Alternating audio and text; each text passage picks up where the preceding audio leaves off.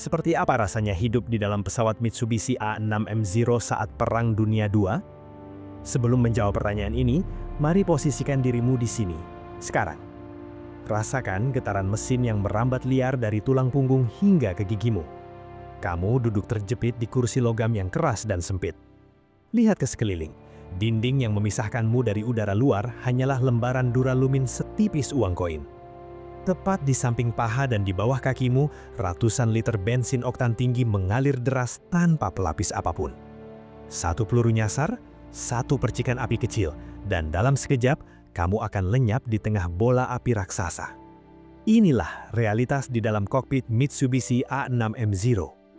Pesawat ini adalah legenda langit Pasifik yang meneror mental pasukan sekutu. Sebuah mahakarya aerodinamika yang lincah dan mematikan. Namun, bagi pilot yang duduk di dalamnya, ini adalah peti mati terbang yang menunggu waktu.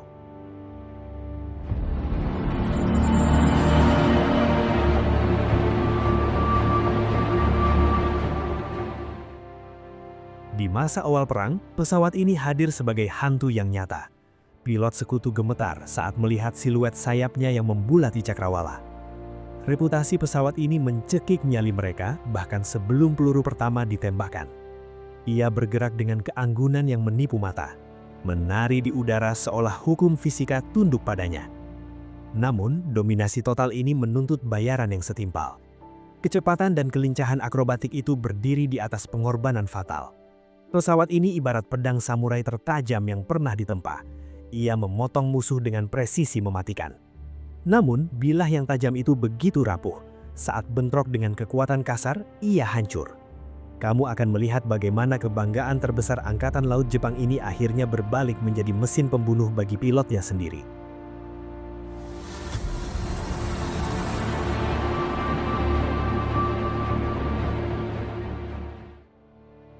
Cerita ini bermula pada tahun 1937. Angkatan Laut Kekaisaran Jepang merilis sebuah dokumen spesifikasi yang terdengar mustahil bagi insinyur manapun. Di masa itu, mereka menginginkan pesawat tempur baru dengan kriteria ekstrim. Pesawat ini harus mampu terbang menyeberangi samudra luas dengan jarak tempuh ribuan kilometer. Ia harus memiliki kecepatan tinggi untuk mengejar musuh. Ia harus sangat lincah untuk memenangkan duel jarak dekat. Dan di atas semua itu, ia harus membawa persenjataan berat berupa kanon 20 mm untuk menghancurkan musuh dalam sekali pukul. Tugas berat ini jatuh ke tangan Jiro Horikoshi, kepala insinyur di Mitsubishi. Horikoshi menghadapi realitas yang pelik. Mesin pesawat Jepang saat itu, Nakajima Sakae, memiliki tenaga yang terbatas. Dengan tenaga yang ada, memenuhi semua permintaan Angkatan Laut secara bersamaan adalah hal yang bertentangan dengan hukum fisika. Jika ingin jarak tempuh jauh, pesawat harus membawa banyak bahan bakar yang berat. Jika ingin lincah, pesawat harus ringan. Horikoshi mengambil satu keputusan radikal untuk memecahkan masalah ini. Ia membuang segala hal yang dianggap beban berlebih. Ia memprioritaskan pengurangan bobot di atas segalanya. Tim desainnya menggunakan logam jenis baru yang revolusioner bernama Extra Super Duralumin yang sangat ringan namun kuat. Mereka melubangi setiap struktur internal pesawat untuk memangkas gram demi gram beratnya. Filosofi desain ini menuntut pengorbanan besar. Demi performa maksimal, fitur keselamatan pilot ditiadakan sepenuhnya. Pelapis baja di belakang kursi pilot dihilangkan. Kaca anti peluru di kokpit diganti dengan kaca biasa. Tangki bahan bakar dibiarkan telanjang tanpa lapisan karet pelindung yang umum ada di pesawat barat. Hasil akhirnya adalah mesin perang yang murni berfokus pada serangan. Zero lahir sebagai manifestasi fisik dari semangat Bushido. Pesawat ini didesain untuk satu tujuan, yaitu menyerang musuh secepat mungkin dan menghancurkannya sebelum musuh sempat bereaksi. Fungsi utamanya jelas. Zero adalah ujung tombak ekspansi Jepang. Jarak tempuhnya yang luar biasa memungkinkan Jepang memproyeksikan kekuatan udaranya jauh melampaui dugaan sekutu, menjangkau wilayah-wilayah yang seharusnya aman dari serangan udara. Ia adalah alat untuk mendominasi langit Pasifik secara total.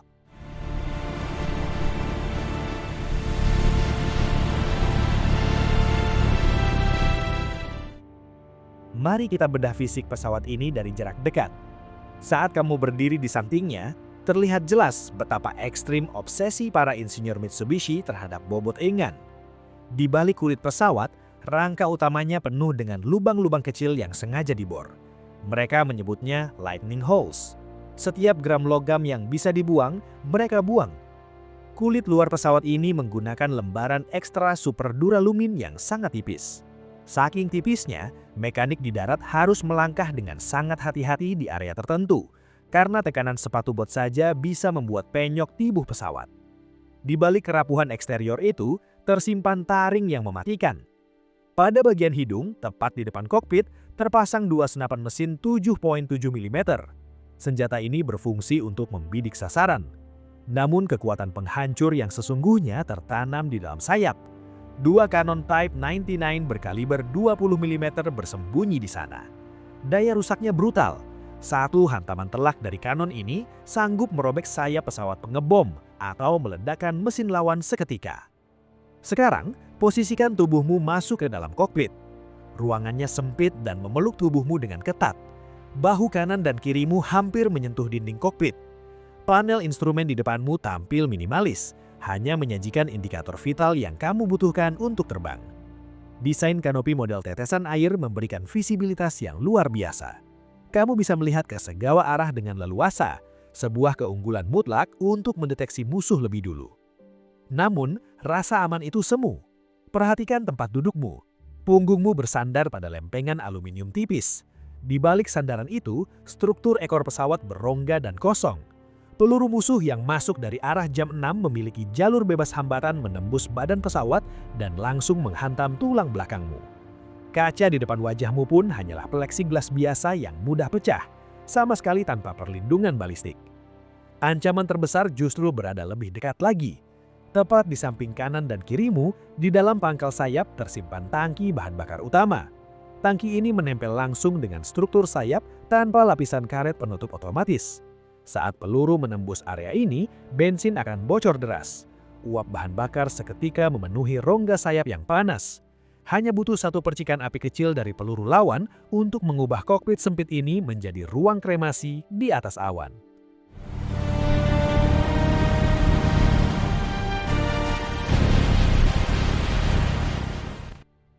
Matahari tropis membakar landasan pacu, membuat udara di atas aspal bergetar karena panas. Kamu berdiri di sana, terbungkus perlengkapan terbang yang tebal dan berat. Keringat mengalir deras membasahi punggungmu, bahkan sebelum kamu menyentuh badan pesawat. Kamu mengencangkan ikatan hachimaki di kepala. Kain putih itu menekan dahi, menegaskan niatmu hari ini. Kamu sadar, kemungkinan untuk kembali mendarat sangatlah kecil. Kamu memanjat sayap dan menurunkan tubuhmu ke dalam lubang kokpit yang sempit. Aroma tajam langsung menyergap indera penciumanmu. Bau bensin aftur yang keras, pelumas panas, dan keringat apak dari misi sebelumnya bercampur menjadi satu aroma khas perang. Kakimu masuk, terjepit pas di antara pedal kemudi. Tanganmu meraih tuas kendali. Di depanmu, mesin Nakajima Sakae mulai berputar, lalu meraung hidup. Getaran mesin 14 silinder itu merambat liar melalui kerangka pesawat, menembus kursi logam dan menggetarkan seluruh tulang belakangmu. Asap knalpot mengepul pekat di sisi kanan dan kiri kanopi. Kamu mendorong tuas gas ke depan. Pesawat meluncur. Ekor pesawat terangkat naik. Dalam hitungan detik, roda meninggalkan tanah. Di momen inilah keajaiban Zero terasa nyata. Pesawat ini merespon setiap sentuhan jarimu dengan kepekaan luar biasa. Ia terasa ringan, seolah melayang tanpa beban. Kamu dan mesin ini menyatu menjadi satu entitas tunggal yang melesat menembus awan. Rasanya seperti memiliki sayap sendiri. Namun euforia itu segera berganti menjadi siksaan fisik yang panjang. Misi pesawat Zero menuntut durasi terbang yang ekstrim, seringkali mencapai 6 hingga 8 jam perjalanan pulang pergi melintasi samudra. Kamu terpasung di kursi logam keras itu selama berjam-jam. Otot pantat dan punggungmu menjerit kesakitan karena posisi duduk yang statis. Saat pesawat mendaki ketinggian 20.000 kaki, suhu udara anjlok drastis hingga di bawah titik beku. Udara dingin menusuk menembus lapisan pakaian terbangmu. Jari-jari tanganmu yang memegang tuas kemudi menjadi kaku dan mati rasa. Oksigen menipis, memaksamu menghisap masker oksigen dengan napas yang berat dan berirama. Penderitaan itu bertambah dengan kebisingan yang brutal. Mesin menderu konstan tepat di depan wajahmu. Suara itu menghantam gendang telingamu tanpa ampun, menciptakan dengung permanen di kepalamu. Getaran mesin membuat seluruh tubuhmu kesemutan. Bahkan untuk urusan biologis, kamu terpaksa buang air kecil ke dalam tabung darurat sederhana sambil tetap menjaga mata awas ke cakrawala. Rasa lelah, dingin, bising, dan was-was menjadi satu-satunya temanmu di atas samudra luas yang sepi itu. Titik kecil di cakrawala berubah wujud menjadi siluet pesawat musuh. Seketika, rasa kantuk dan lelah lenyap. Jantungmu memompa darah 2 kali lebih cepat. Kamu melihat F4F Wildcat di depan. Kamu membanting tuas kemudi dengan kasar. Zero merespons tanpa ragu. Gaya gravitasi menghantam tubuhmu, menekanmu ke dalam kursi seolah ada gajah yang mendudukimu. Pandangan matamu mulai menyempit, memudar menjadi abu-abu karena darah di kepala terpompa turun ke kaki. Namun, kamu tetap sadar. Dalam manuver berputar ini, Zero adalah raja. Kamu menempel ketat di ekor musuh, jempolmu menekan pemicu cannon. Tetapi situasi bisa berbalik dalam sekejap mata. Terdengar bunyi logam yang terkoyak, suara pukulan benda tumpul menghantam badan pesawatmu beruntun, dan sayap kirimu pun berlubang. Saat itulah teror yang sesungguhnya datang. Hidungmu mencium aroma itu, bau bensin mentah yang bocor. Di dalam kokpit Zero, ini adalah vonis mati. Tanpa tangki yang bisa menutup sendiri, bahan bakar menyembur keluar dan menguap liar di udara panas. Api menyambar, lidah api menjilat masuk ke dalam kokpit. Panasnya langsung membakar kulit wajahmu, meski terlindung masker. Kamu terjebak di dalam oven yang melesat 500 km per jam. Bau daging hangus mulai tercium, bercampur dengan bau karat dan aluminium yang meleleh. Pilihanmu sangat terbatas. Melompat keluar berarti menyerah pada samudra luas tanpa kepastian. Tetap di dalam berarti terbakar hidup-hidup. Di tengah kepanikan itu, kamu masih harus bertarung melawan pesawatmu sendiri. Pada kecepatan tinggi saat menukik untuk memadamkan api, kendali aileron Zero menjadi kaku dan sangat berat. Kamu harus menarik tuas dengan seluruh kekuatan otot bisep dan punggungmu hanya untuk menaikkan hidung pesawat. Otot-ototmu kram melawan tekanan udara yang masif. Kamu bertarung melawan musuh, melawan api, dan melawan fisikmu sendiri hingga titik darah penghabisan. Namun, menjelang akhir perang, realitas di dalam kokpit ini berubah total. Bagi ribuan pilot muda di tahun 1945, Zero bukan lagi alat untuk bertarung dan pulang. Dunia kemudian mengenal mereka dengan satu nama yang mengguncang sejarah, yaitu kamikaze, alias pasukan pilot bunuh diri. Lihat ke bawah kakimu sekarang. Di sana, tertanam bom seberat 250 kg. Mekanik mengelas bom itu secara permanen ke kerangka pesawat. Tuas pelepas bom telah dicabut. Beban mati ini membuat pesawat Zero milik pasukan kamikaze menjadi berat, lamban, dan sakit-sakitan. Misi kamu kali ini sederhana. Terbang lurus, temukan kapal induk sekutu, dan tabrakan pesawatmu. Dengan kata lain, tujuanmu adalah mati demi kemenangan perang. Di momen terakhir itu, saat kamu menukik tajam menuju dek kapal musuh, langit di depanmu berubah menjadi dinding api. Ribuan peluru anti pesawat menyambutmu. Kamu mencengkram tuas kendali dengan kedua tangan. Mata kamu terkunci pada lambung kapal yang semakin membesar. Kamu berteriak, mengalahkan raungan mesin yang menjerit di batas kemampuannya. Di detik ini, kamu menyadari fungsi terakhir dari Mitsubishi Zero. Ia bukan lagi pesawat, melainkan peluru kendali yang bernyawa. Dan kamu adalah sistem pemandunya.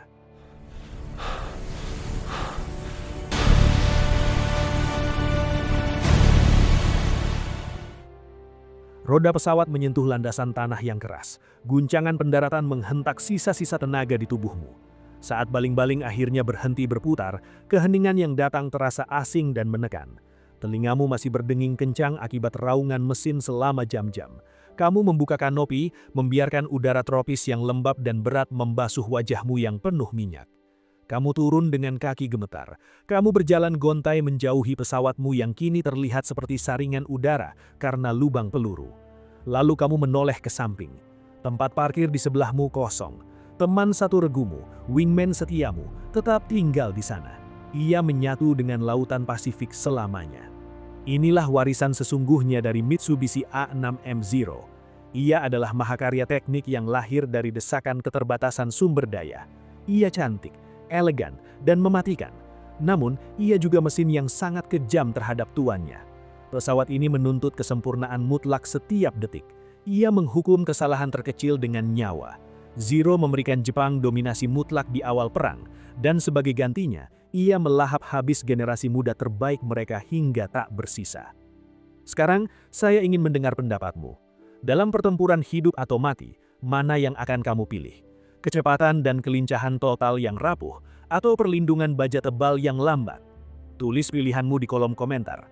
Jangan lupa like, share, dan subscribe Kopral Gondrong untuk ikut membedah mesin perang legendaris lainnya. Sampai jumpa di misi berikutnya.